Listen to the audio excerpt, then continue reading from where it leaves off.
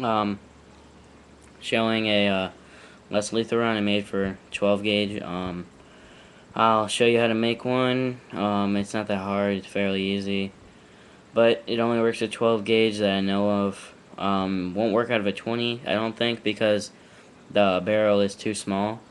But uh, if you buy smaller paintballs, it might possibly work. But what you do is you take your 2 3/4 inch shell, cut it down to 2.5 inch, and then you primer it.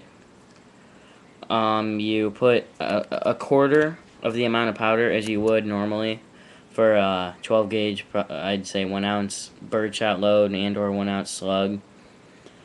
But yeah, and then you with the other end, you just leave it open, and you put the wad in, and then you put in the paintball.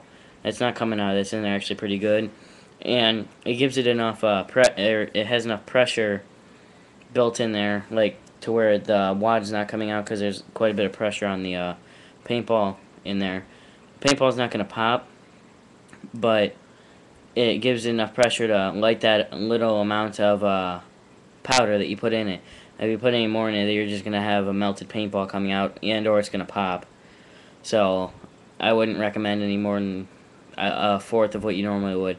Once you put the paintball in there, press down as far as it'll go without popping it, and then put it in the freezer. Put it in the freezer for about I'd say 2 minutes just to harden up that paintball and let it dry again, because that'll harden the outside shell. And once that's done, you have your non-lethal shell ready. Um, it's actually pretty accurate. You can probably actually sight in a slug barrel, a smoothbore slug barrel, up to about 30 yards with it. Uh, that's if you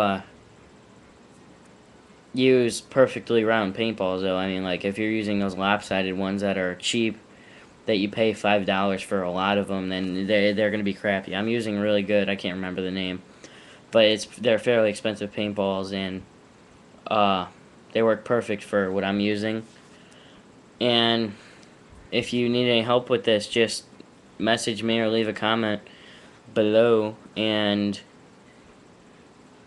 I'll be glad to help. But yeah, non-lethal shell. It's 2.5 inches.